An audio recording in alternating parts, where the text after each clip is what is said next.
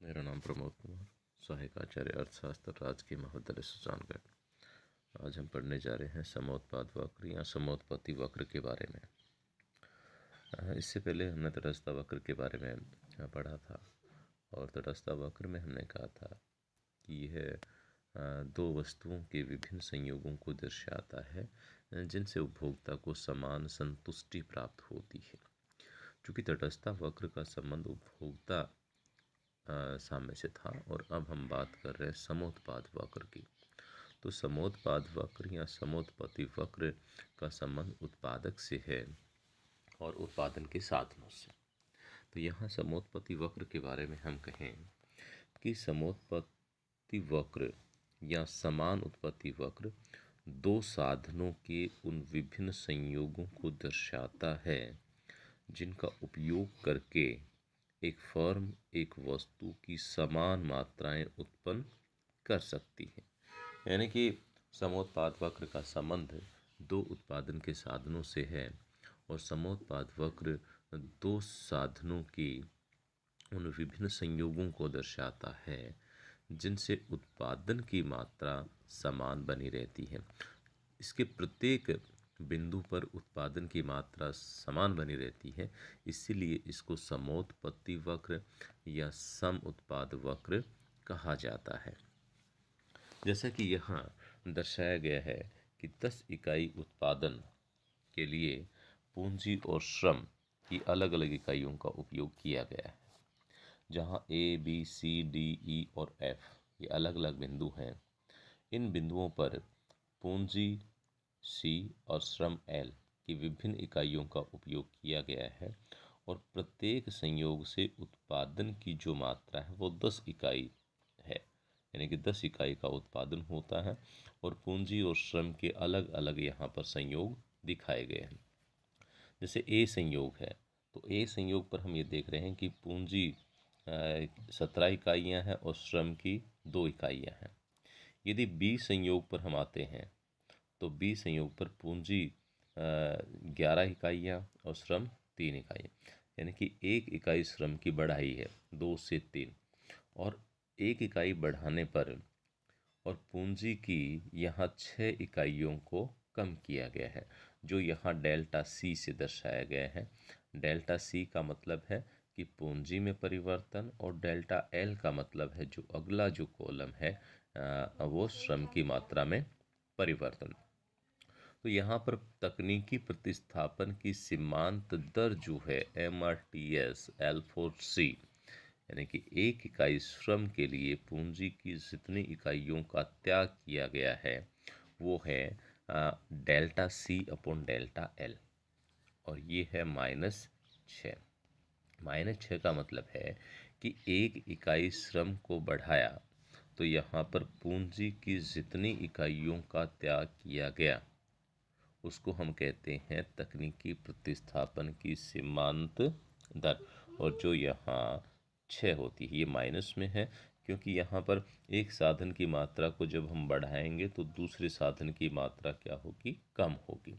इसीलिए यहाँ पर जो MRTS है इसका जो साइन है ये नेगेटिव होगा। B, C, D और E, F हम आगे जैसे जैसे जाते हैं A से B, C, D, E और F इन बिंदुओं पर जैसे जैसे बढ़ते हैं तो हम यहाँ देख रहे हैं कि श्रम की इकाई लगातार बढ़ रही है। 2, 3, 4, 6, 9, 13 श्रम की इकाई लगातार बढ़ रही है और पूंजी की इकाइयाँ लगातार घट रही हैं। तो श्रम की 1 इकाई के लिए पूंजी की जितनी इकाइयों का त्याग किया जाता है को कम किया जाता है उसको हम तकनीकी प्रतिस्थापन की सीमांत दर कहते हैं। और ये जो तकनीकी प्रतिस्थापन की सीमांत दर है ये लगातार घटती हुई होती है। यहाँ जो डायग्राम है इसमें हम ये देख रहे हैं कि जो समोत्पाद वक्र है वो A, B, C, D, E और F जहाँ पर पूंजी और श्रम के अलग अलग संयोग हैं, अलग अलग उनकी संयोग मात्राएं हैं, परंतु इनसे जो उत्पादित जो माल है उत्पादन की जो मात्रा है वो 10 इकाई ही बनी रहती है। इसीलिए इसको हम समोत्पाद वक्र या समोत्पत्ति वक्र कहते हैं। अब हम बात करते हैं कि समोत्पत्ति वक्र जो है इसमें कौन कौन सी मान्यताएं ली गई हैं। इसमें कहा गया है कि समोत्पात वक्र में उत्पादन के साधनों का जो प्रयोग होता है वो दो होते हैं। यानी कि समोत्पात वक्र, जैसे हमने तटस्थ वक्र में बात की थी कि तटस्थ वक्र का संबंध दो वस्तुओं से है, उसी तरीके से समोत्पात वक्र का संबंध दो उत्पादन के साधनों से है। यानी कि इसमें दो उत्पादन के साधन प्रयोग में लाए जाते हैं। दूसरी जो मान्यता है कि साधनों को छोटी छोटी इकाइयों में विभाजित किया जा सकता है। उत्पादन की तकनीक दी हुई है, यानी कि उत्पादन की जो विधि है उसमें कोई परिवर्तन नहीं हो रहा है और साधनों का प्रयोग उनकी पूर्ण कार्यकुशलता से होता है। यानी कि अपूर्ण जो है साधन यहाँ पर उपयोग में नहीं होते, पूरी जो कुशलता है उससे उनका उपयोग होता है। अब हम बात कर रहे हैं कि समोत्पाद वक्रों की कुछ विशेषताओं के बारे में। और जैसे पहले विशेषता है कि समोत्पाद वक्र सदैव नीचे दाहिनी ओर झुकते हैं। यानी कि समोत्पाद वक्र का जो ढाल है वो ऊपर बाएं से नीचे दाईं ओर गिरता हुआ होता है, या यूं कहें कि समोत्पाद वक्र मूल बिंदु के प्रति उन्नतोदर होते हैं। और इसका कारण ये है कि जब एक साधन की मात्रा को हम बढ़ाते हैं, जैसे श्रम की मात्रा को OX पे लिया है, तो श्रम की मात्रा को जब हम बढ़ाएंगे तो समान उत्पादन बनाए रखने के लिए जो संबंधित जो दूसरा साधन है उसकी मात्रा को कम करना पड़ेगा। इसलिए एक साधन को बढ़ाते हैं तो दूसरे साधन को कम किया जाएगा। इसीलिए समोत्पाद वक्र का ढाल ऋणात्मक होता है, या ये ऊपर बाएं से नीचे दाईं ओर गिरते हुए होते हैं, या यूं कहें कि मूल बिंदु के प्रति उन्नतोदर होते हैं। मूल बिंदु के प्रति उन्नतोदर होने का जो कारण है वो ये है कि तकनीकी प्रतिस्थापन की जो सीमांत दर है, जिसको हमने delta C upon delta L से दर्शाया है, ये लगातार घटती हुई होती है। और तकनीकी प्रतिस्थापन की सीमांत दर के बारे में कहा कि एक इकाई जो श्रम बढ़ रहा है, एक इकाई श्रम के लिए पूंजी कि जितनी इकाइयों का त्याग किया जाता है को कम किया जाता है, उनका जो अनुपात है उसको हम यहाँ जो तकनीकी प्रतिस्थापन की सीमांत दर कहते हैं। और ये तकनीकी प्रतिस्थापन की सीमांत दर लगातार कम होती हुई होती है। इसीलिए समोत्पाद वक्र मूल बिंदु के प्रति उन्नतोदर होते हैं। फिर तीसरी बात है कि समोत्पाद वक्र एक दूसरे को काटते नहीं हैं। ये हमने तटस्थ वक्र में भी बात की थी कि तटस्थ वक्र एक दूसरे के नज़दीक हो सकते हैं लेकिन वो एक दूसरे को काटते नहीं हैं। और वही बात है यहाँ समोत्पाद वक्र के बारे में भी कि समोत्पाद वक्र भी एक दूसरे को काटते नहीं हैं। फिर जैसे जैसे समोत्पाद वक्र ऊपर की ओर शिफ्ट होते जाते हैं वो अधिक उत्पादन को सूचित करते हैं। यानी कि समोत्पाद वक्र अपने ऊपर की ओर जैसे जैसे विवर्तित होते हैं वो अधिक उत्पादन को दर्शाते हैं, और नीचे यदि समोत्पाद वक्र आते हैं तो उत्पादन की मात्रा को कम दर्शाते हैं।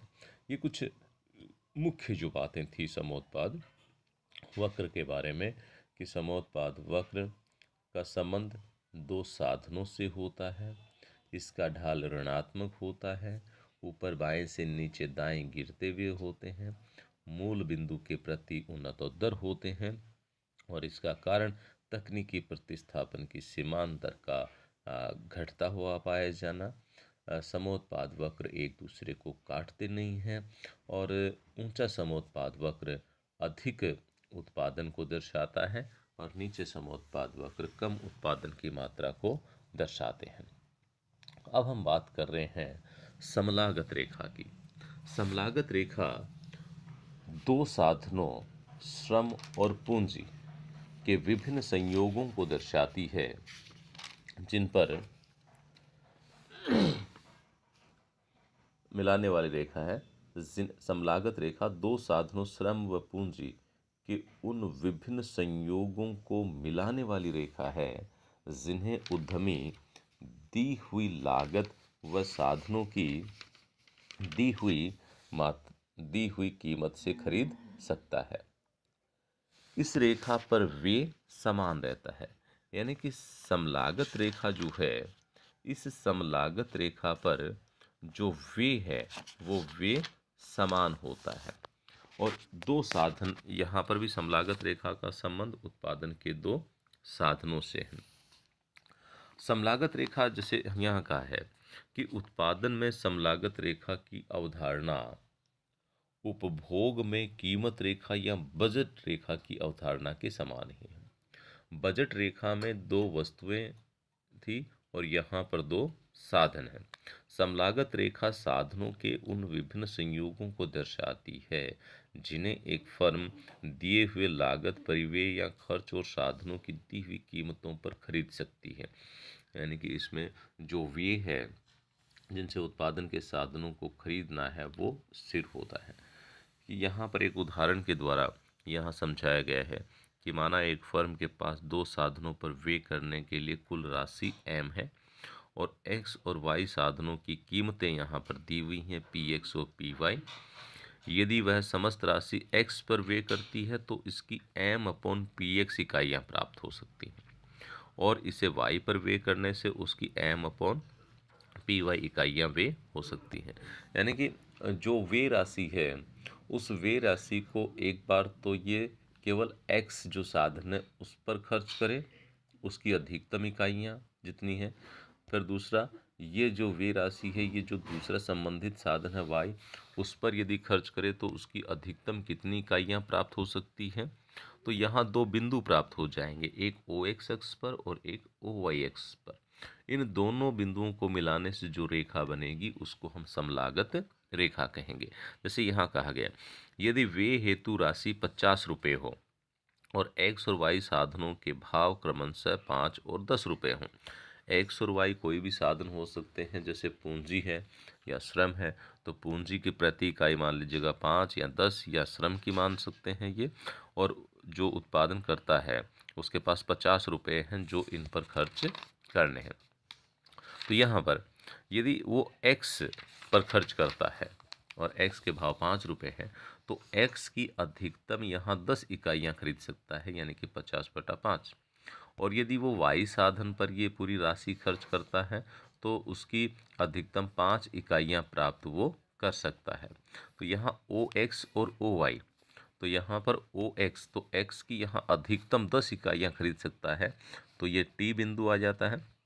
और दूसरा जो y साधन है, जो पूंजी है, पूंजी की अधिकतम 5 इकाइयाँ खरीद सकता है, तो P बिंदु मान लीजिएगा, या A B कुछ भी बिंदु हम इनको दे सकते हैं।